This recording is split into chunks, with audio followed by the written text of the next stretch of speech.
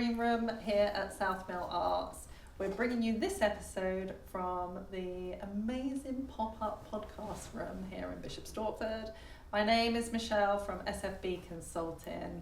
We're an HR consulting company. And I'm Ola. I'm an employment lawyer with Tees Law.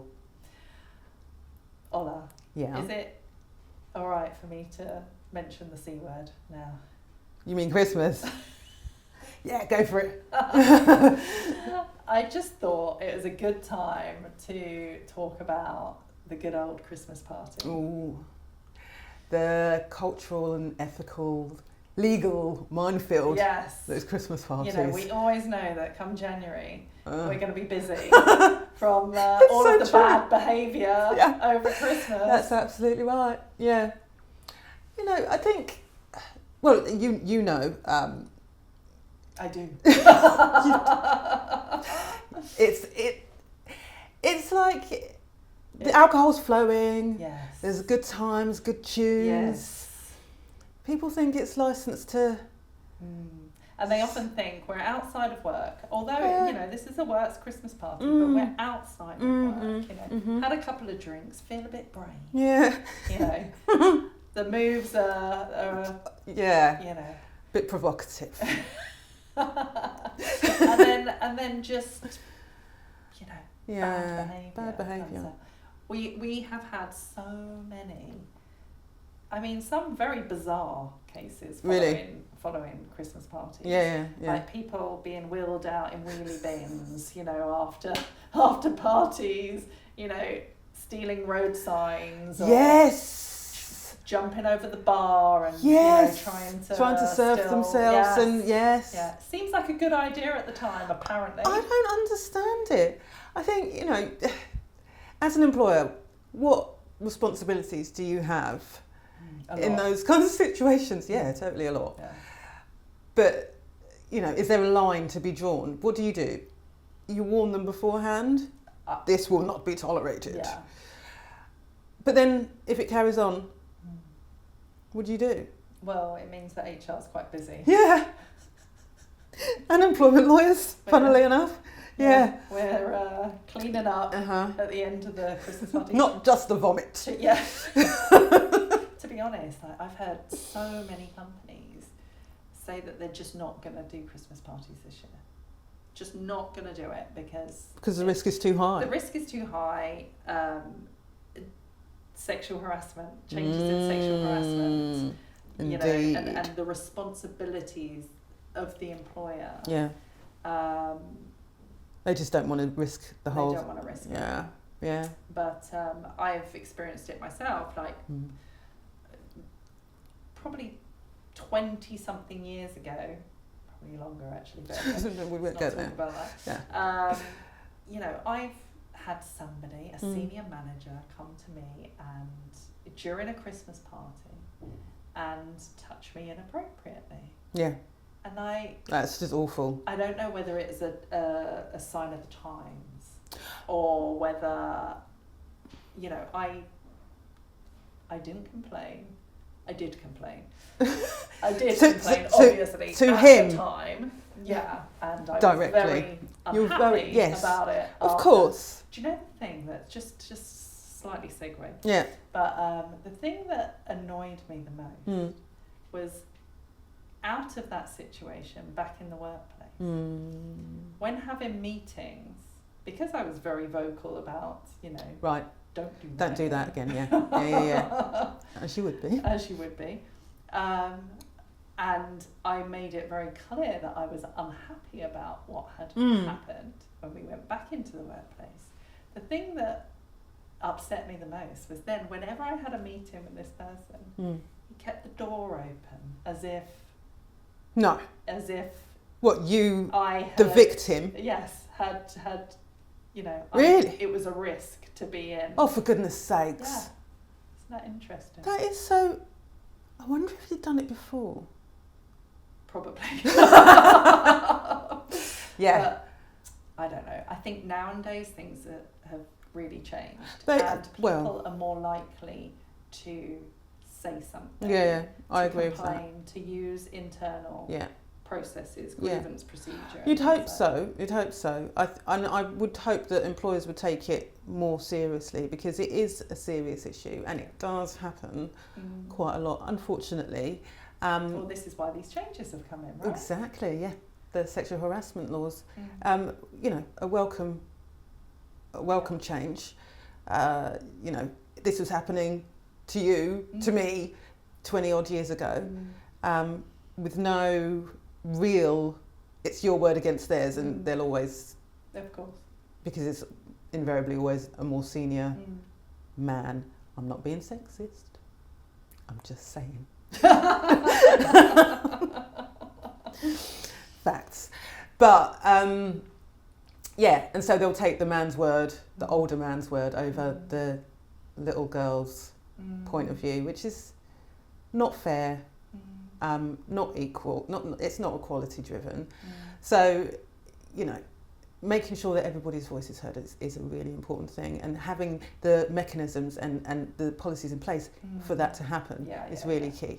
We talk about policies a lot. Now, something else that we haven't touched, well, we have touched on the alcohol, but alcohol and drugs, you know, again, there's a lot more of that that happens, and then all the problems around that. So making sure that companies have, you know, a good, clear alcohol, drugs policy. But also the other thing is around safety, you know, making sure that, do companies know that it's their responsibility to make sure that everybody gets home from that place, from that party? I don't think they do. Safely. I don't think they do. Somebody said to me once that they had seen, you know, a girl walking back from the party at that was me. 3 a.m. on her own. Yeah. You know. It happens. Of course. It does happen.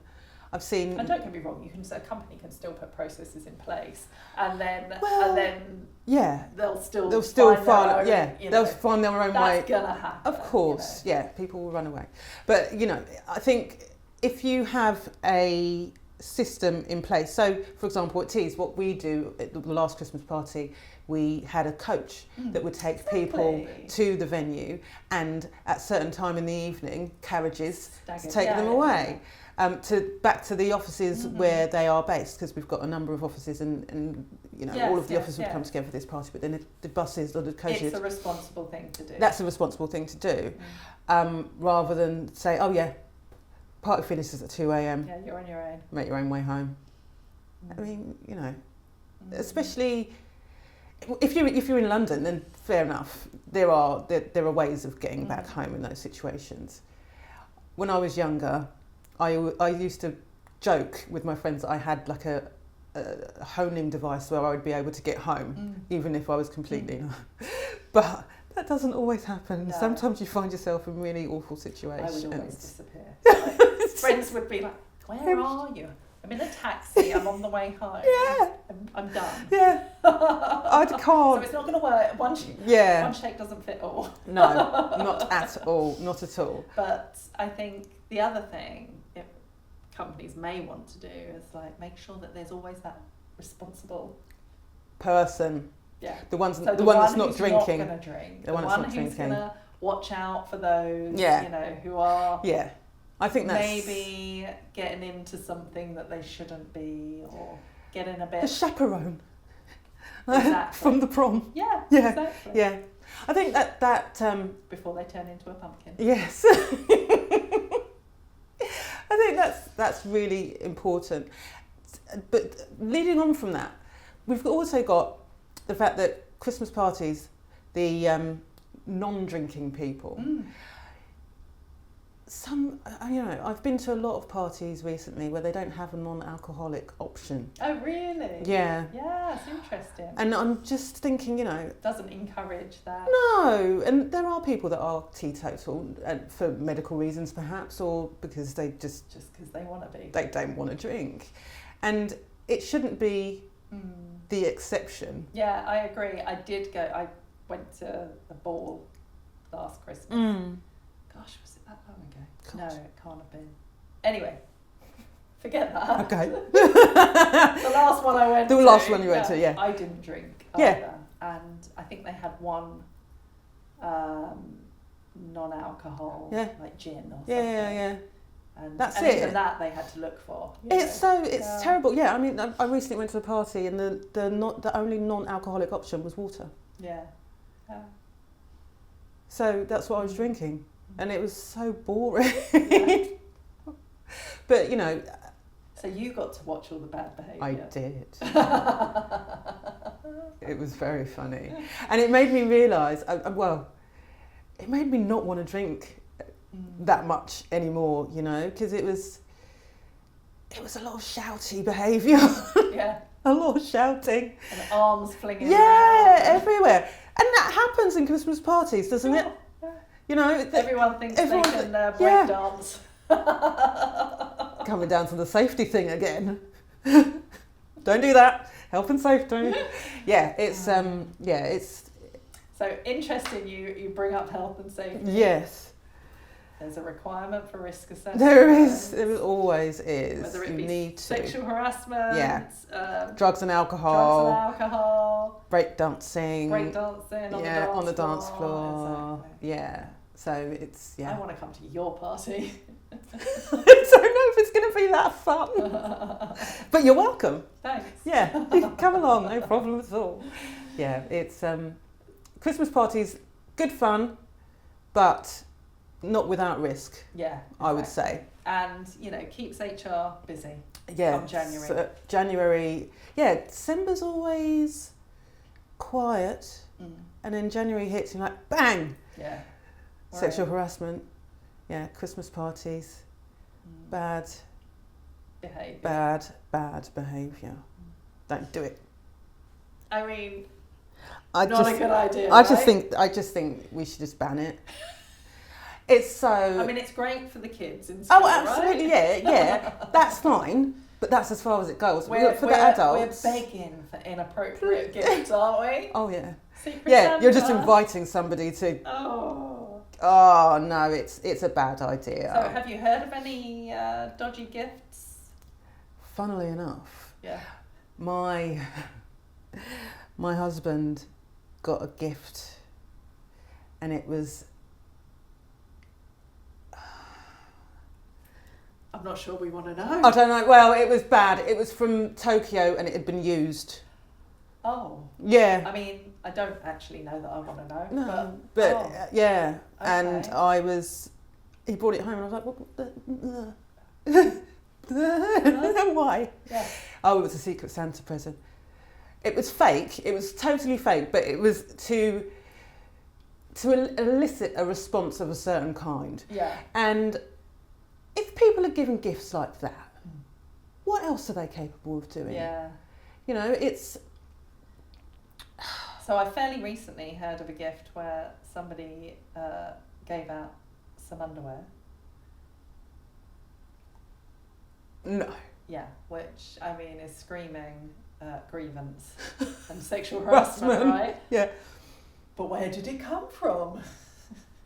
Of course, because it's secret. It's not really, I is think it? we should ban all. Let's just ban Secret it. Especially, if you're like me. We sound like the fun police. Yeah, but it's not. If you got a pair of knickers from a colleague. Mm-hmm. Oh no. Can you imagine? Yeah, awful. You'd be thinking, what? Not knowing who it came from. Yeah. No, So who the hell is watching me like that? Yeah. Like, ugh. Yeah. Please. Yeah, we're not up for that. No Secret Santa, please. Yeah. Let's nip it in the bud. Yeah. Let's just stop. Yeah. I mean, I think I'm all for, fun at Christmas. A little, whether it be go out and do something, Yeah. Yes, there's going to be alcohol, Yeah. but moderation. Yeah. You really still want a job when you go back on the Monday. Or whatever. Or whatever day it might be. You do want a job. And just realise that you're still at work. Yeah. You don't want to be like that at your desk. Yeah. Oh, and how about hangovers? Oh my goodness. Hangovers at Oh work. my goodness. Are you capable to work? No, you should go home. I mean, if you have to drink... maybe take the next day off as a holiday, you know. It's just a shame day. Yeah. A walk of shame day. Yeah. Yeah. So I think giving some advice to employers about Christmas parties.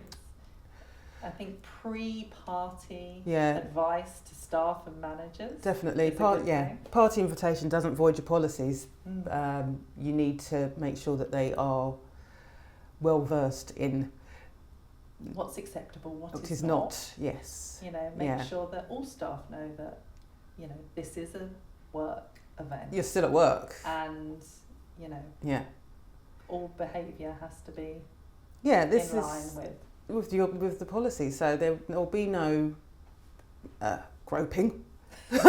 There'll be no touching. There'll be no over exuberance. Yeah. You know, enjoy yourselves, but be mindful. Yeah, you need to behave. You're still at work. You are still at work. So these are the considerations. Need to think about risk assessments. Risk assessments, 100%. And drugs and alcohol policies. 100%. If anyone makes complaints, to take them seriously and to deal with them proactively. Proactively and promptly as well. Don't leave it hanging because that's you just condoning. Yeah, the behaviour all over again, and that's a double whammy to that individual. They won't know where to. They'll lose your trust, and that can spiral into a whole load of other issues. So it is really important to deal with things promptly. Make sure. And that's it for us for this year. Yeah, for this year. I know. That's gone so quickly. I know. It's been really lovely and fun though. Merry Christmas. Merry Christmas. If anyone's actually listening to our podcast, then we'll be back in the new year. And if not, then I guess we probably won't. But Merry Christmas. And if you like what you hear, then follow us and we'll bring more.